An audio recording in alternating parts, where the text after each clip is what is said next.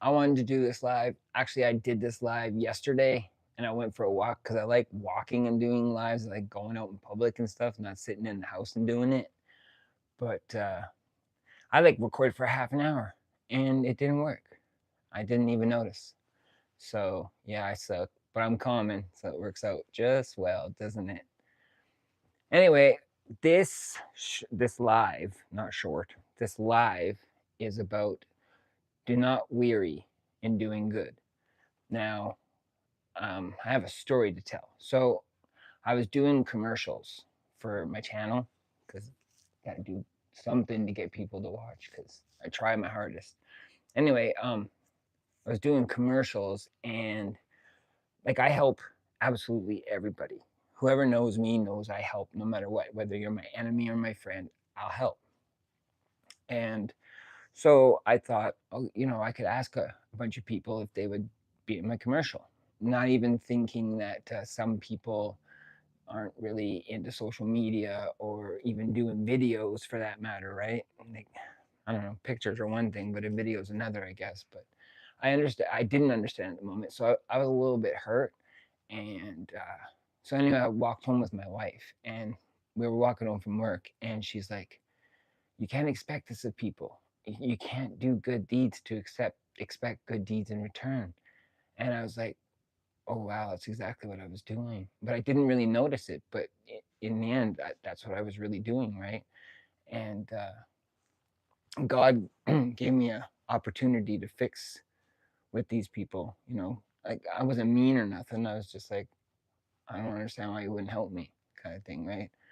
But I learned a very hard lesson, and I just want to tell all y'all about that lesson I learned. And it's not to weary in doing good.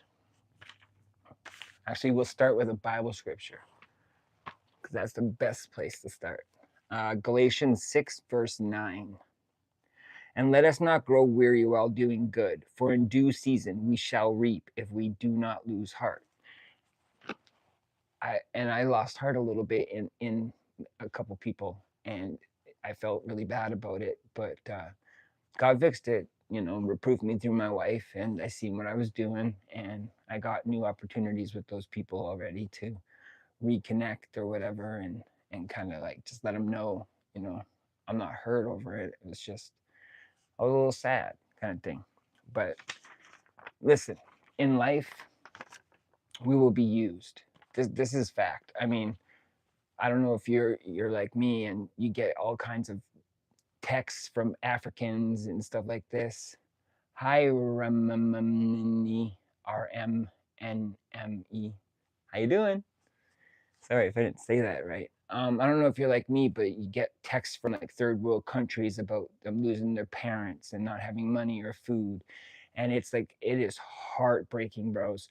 And I know we're supposed to know that they're liars and thieves and this and that, but here's the catch. When it comes to being used, hi Claudia and hi Ozgur, sorry, from Istanbul. Wow.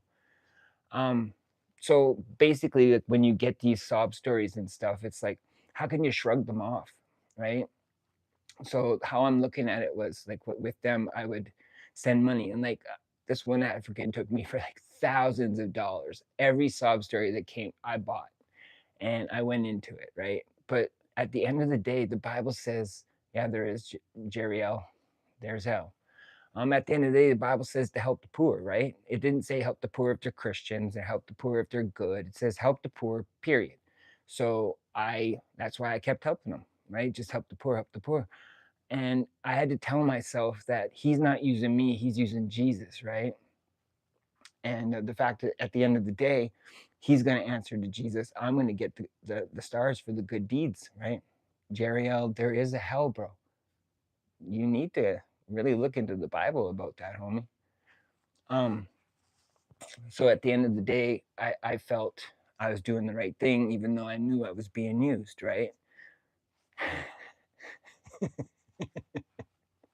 You're in for a shocker, homie. Straight up.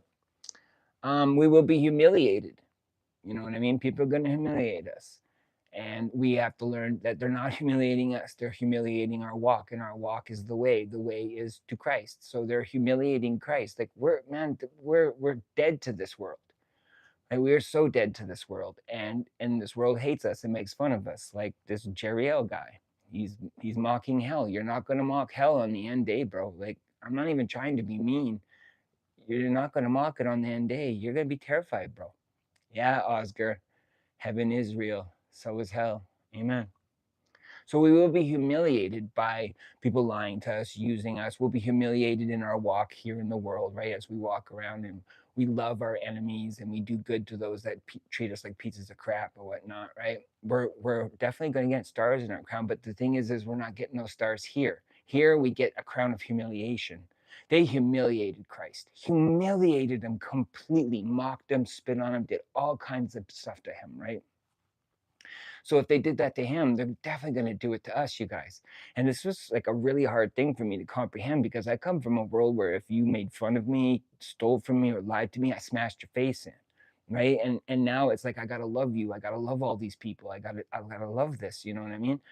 And I'm happier that way, because I don't have to take vengeance. I don't have to carry that hurt home in my backpack, right? Like take all the hurt and put it in your backpack as a bag carrying rocks kind of thing, right?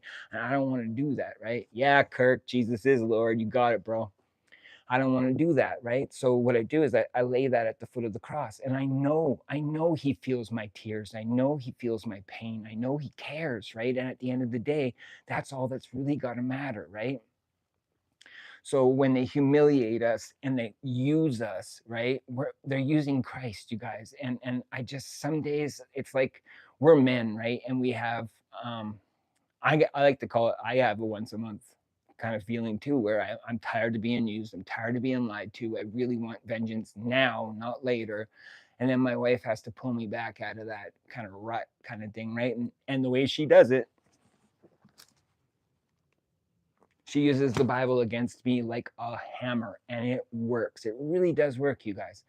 It convicts, it conflicts, it does all the things that you need done to make you realize that you're on a path, you're on a way, there is a plan, right? And Christ is at the helm.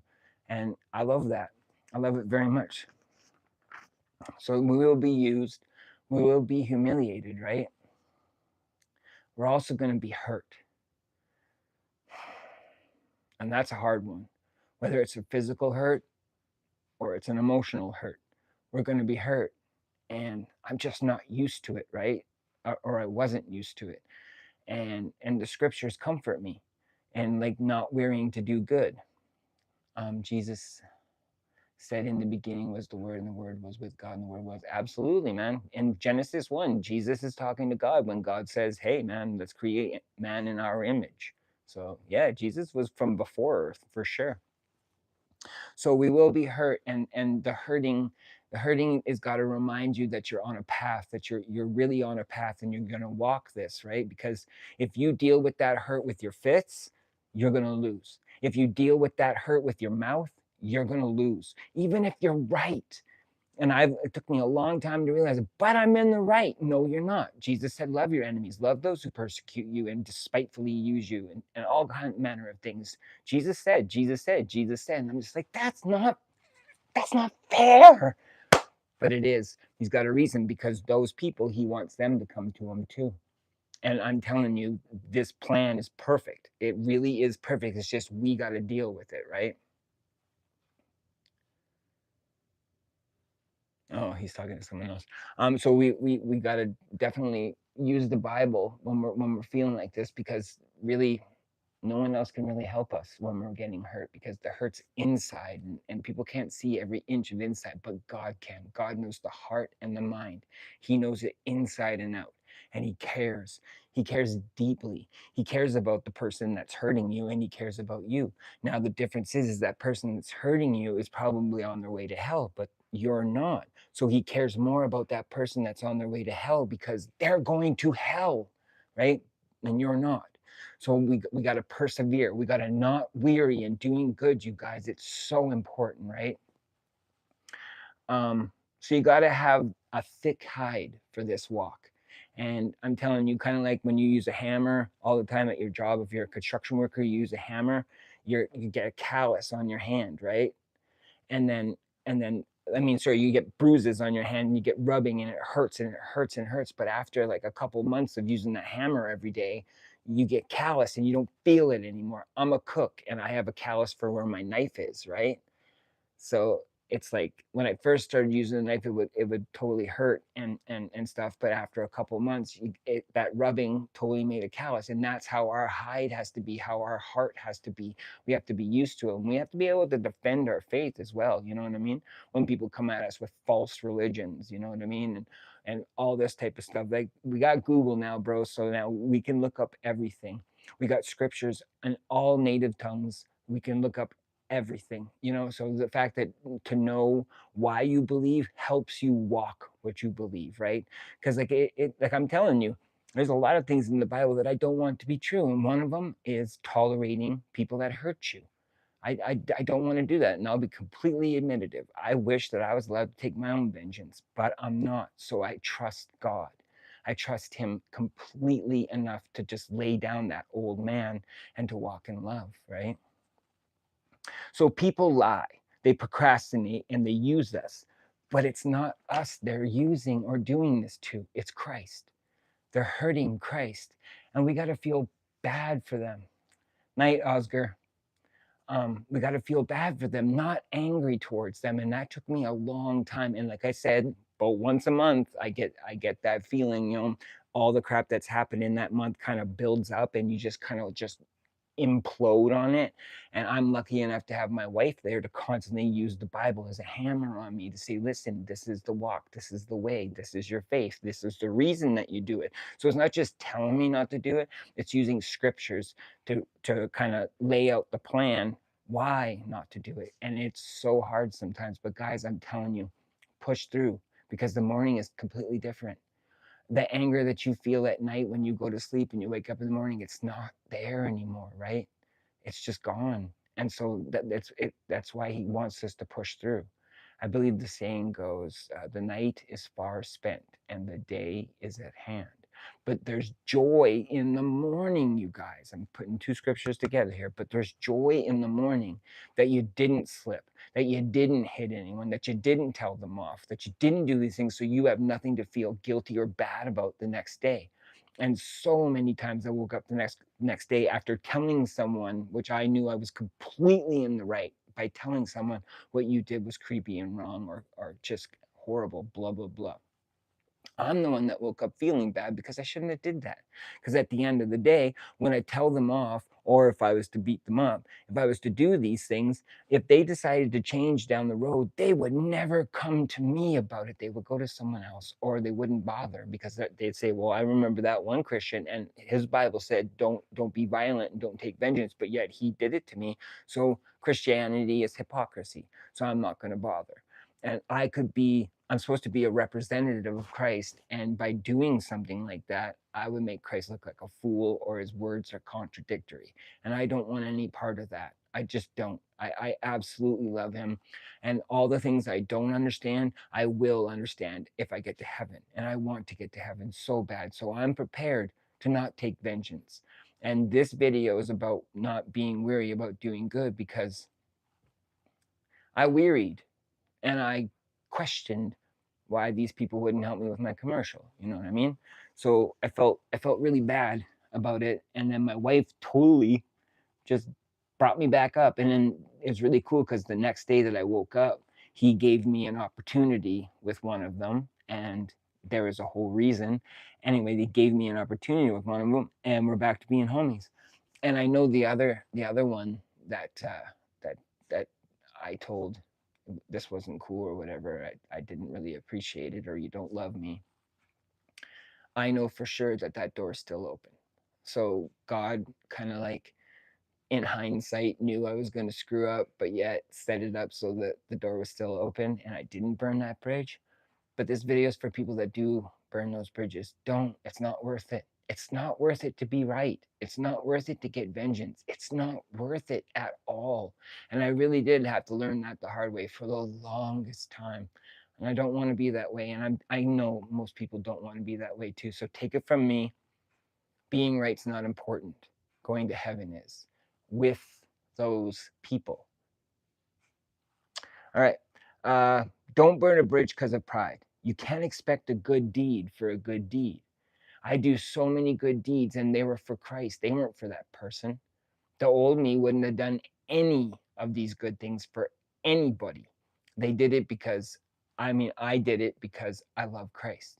When he said, feed the poor, I fed the poor because of Christ, not because I knew that poor person. When I helped someone at work or helped someone on the road, I helped them because of Christ, not because I knew them. I helped them because of Christ, right? I visit people in prison and preach to them in prison. I go to the drug addicts on the street and I preach to them too. He said, when you visit me in prison, and they were like, I never visit you in prison. You visit these people, you visiting him. You visit these people, you bring him to those people. You help people so they see Christ, not you. And that's another hard thing, right? When I first became a Christian, I wanted to be a seed planter, a waterer, and a harvester all in one. And I'm telling you, that went downhill really, really quick. And I feel bad about it. But I'm a seed planter. That's what I do. I've come to terms with it. I'm a seed planter. There's harvesters and there's waterers, but I plant seeds in people because that's my job. I'm a different breed. So like, like I take the Bible way too serious, and it scares a lot of people. So the fact that I just plant seeds and move on works really well for me, especially with the stress that's off me now that I'm not a waterer and a harvester. You know what I mean? So I'm happy being a seed planter, and I implore you, don't do good deeds to get a good deed, because that's in the roundabout way. That's what I did. I did all these good deeds for these people and then asked for something. I didn't do it to get something in the beginning, but I thought to myself when I was doing the commercial, I was like, hey, I could ask so and so and so and so to do it, right? And when I did, it hurt that they said no. So, in a roundabout way, I was doing a good deed to get a good deed. And that is wrong. That is so wrong. And I was so wrong.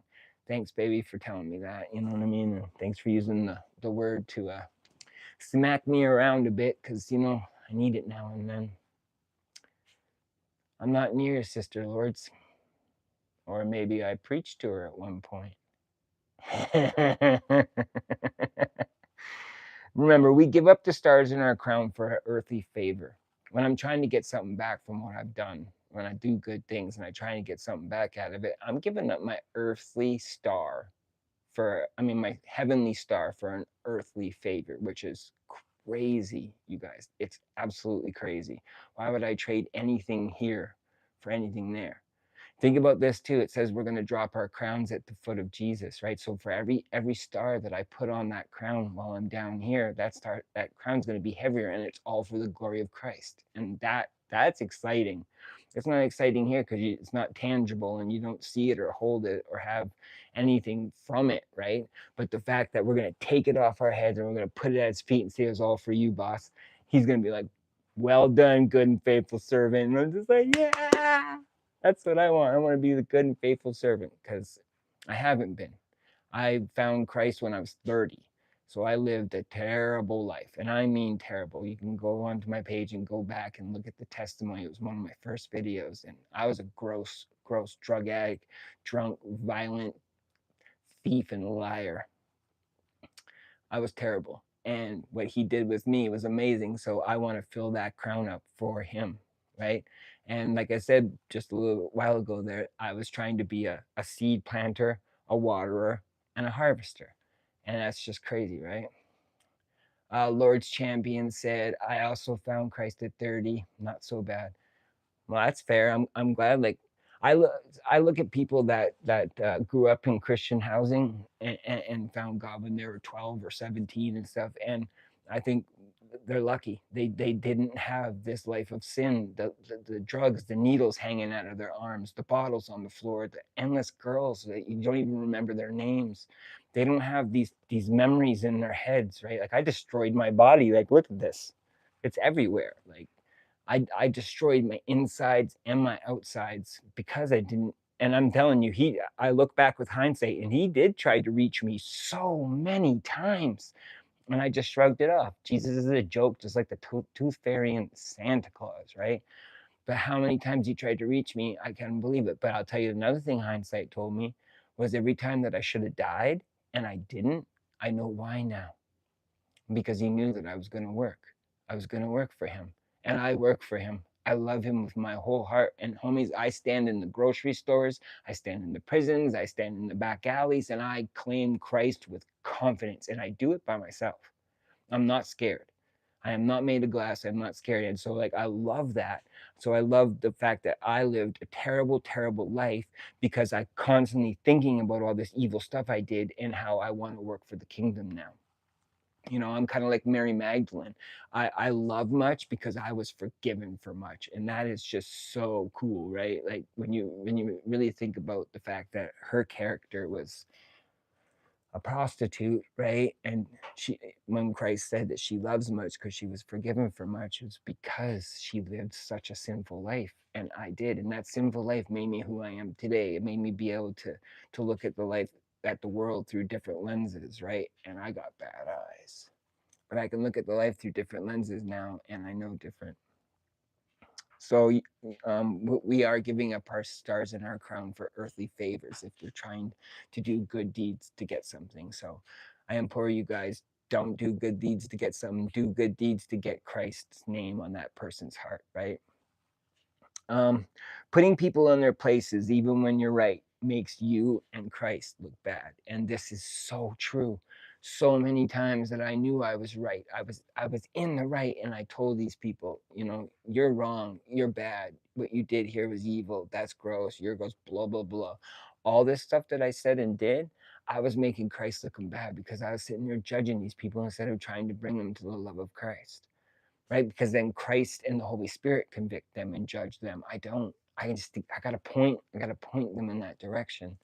And that's something that I gotta work on more, right? But like just on your heart, like not verbally, but even in your heart, judging them in your mind and your heart is bad. My dog's having um dreams. He's kicking, it's so cute. Um, anyway, yeah, so putting people in their places is making you and Christ look like a fool because it's just not worth it. Love them. Love them and point them in the direction of Christ, and he will reproof them. It's so true. Lastly, you can't control people's actions, only your reaction. Let me say that again. You cannot control people's actions. You can only control their reactions. And that is something that we really got to come to terms with, right? Our reaction to whatever action depicts Christ, depicts our level of knowledge with the Bible, right? And I just pray that we all have the proper reaction when it comes time. So, again, don't weary of doing good. I'm going to read that scripture again. Ephesians 6:9. And let us not grow weary while doing good, for in due season we shall reap if we do not lose heart. So, guys, no matter how much you're being used, humiliated, or hurt, do not quit doing good. Do not give up. It's not worth it. You got this. You're doing this for a reason. The reason is heavenly, not earthly. We're doing it for a heavenly reward, not an earthly reward. And I ain't talking about treasures in heaven. The heavenly reward is that these people get to Christ too. Because I don't know about you, but I don't care what my mansion looks like in heaven. I care about Christ saying, yo, the things you said to people made them look at me and question me and come to me. Because of you, they did this. And that means so much to me. Jeriel Pagan. Hi. How you doing? That's an interesting last name. Is that really your last name, or is that a different last name? So, do we have any questions or anything anyone wants to talk about? Because I just totally ratted myself out for what I did. So, does anyone else have anything to say? It is your last name. Interesting. Are you a Christian? Because that would be really cool if you were a Christian and your last name was Pagan. We're just gonna wait for an answer here. Yes, you're Christian, dude. That's so cool. Or are you a girl or a guy? I don't mean to be mean. Jeriel. I'm probably saying that wrong. I'm really sorry. I don't mean to disrespect you. But yeah, that's a cool last name for a Christian. Pagan. You're a boy. Right on. Jeriel. Jeriel. Either way. How are you doing, little brother? We kind of just finished what we went through. Um, so I was just getting ready to wrap it up, and then you jumped on here.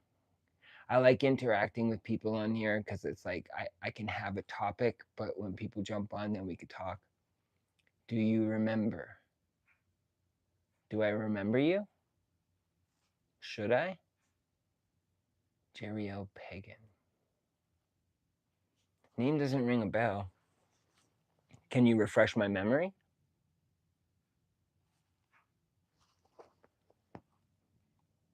It's coming. There we go. Look in your chat.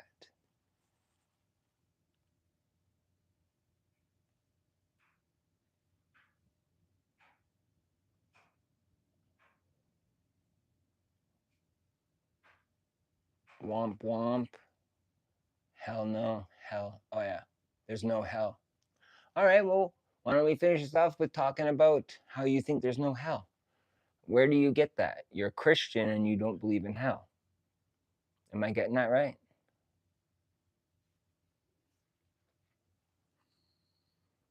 I know it's hard to text what you got to say, and I just get to say it because it's my show.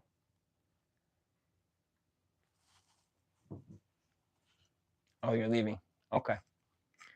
Anyway, I just want to thank everyone that did stop in for the minute and talk with me and listen to me telling about what I went through. Hey, Rosen, what's up, bro? Oh, it's been a long day for me today. I recorded a sermon and a short for that sermon, and then I decided I wanted to do it live before I took it easy today. I put a lot of work in today. So I also put my commercial up this morning, so you should go check that out, Rosen. Anyway, yeah, so this will upload for tomorrow and people will be able to see it. But at the end of the day, just understand, don't stop doing good. No matter how much hurt, humiliation, or pain, or being used that you go through, don't stop. Keep going. God bless every one of you. Thanks for coming out.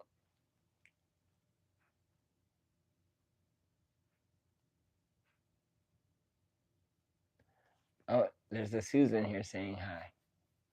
Hi, Susan. I just pressed X. I just pressed close as you popped on there. Is there anything anyone wants to talk about?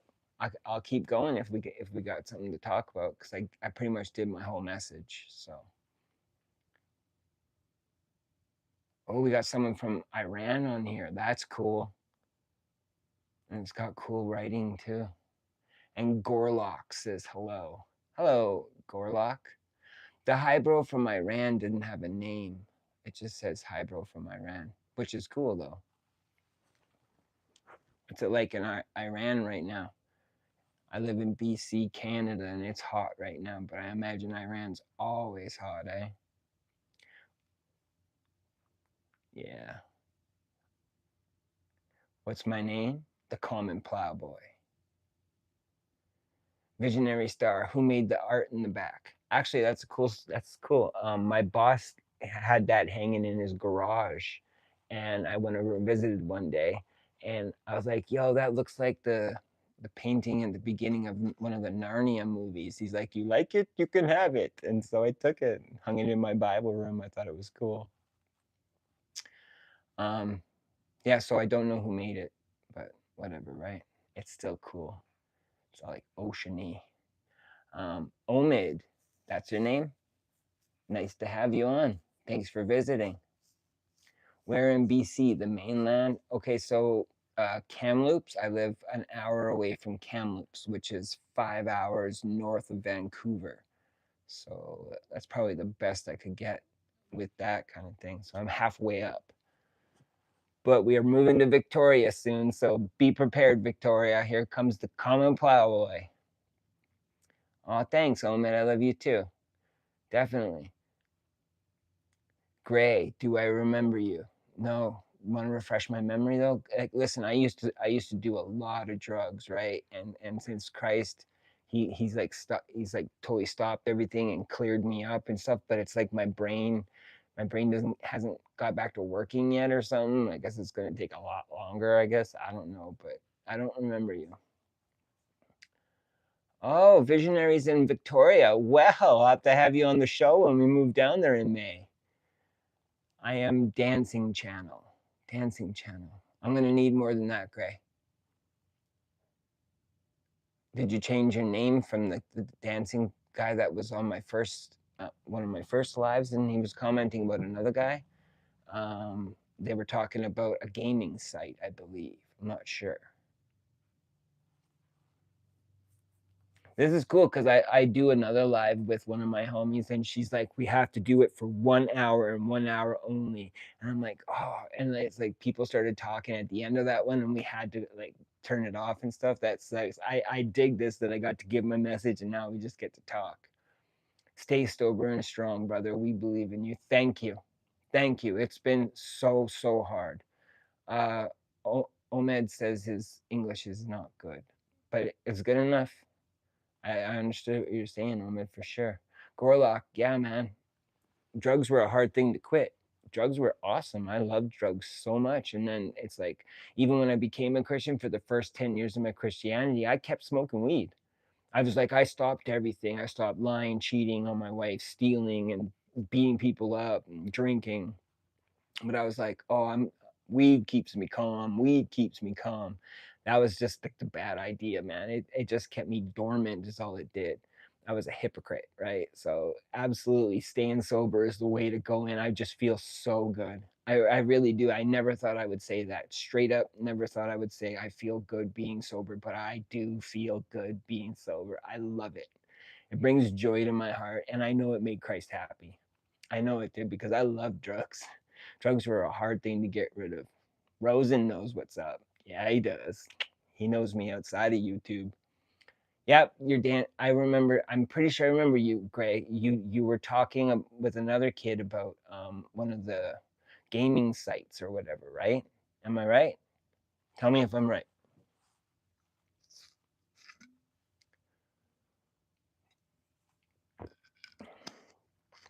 I remember you then. Yeah, you were coming on our first sets of lives, and you were talking about gaming channel, and I'm not even gonna lie, it was frustrating me a little. No one was talking except for you and this other kid, and we were preaching a message, and you were talking about a gaming site, and I was just like, oh, this kid's not listening. What's the point? What's the point? But yeah, I totally remember you. Yeah, cool kid too. Yeah, cool kid too. I haven't seen him for a tickety boo, but I'm sure he'll be back. He's got to come back and tell more people to get on his gaming site. I remember telling you guys that my youngest would definitely know about that gaming site, that she was into that stuff for sure, that she is into that stuff for sure. Anyway, does anyone want to talk about Bible topics? Just a thought. Anybody? I'm kind of glad I didn't press close there because we got to talk to a couple more people, which was pretty cool. All right, then.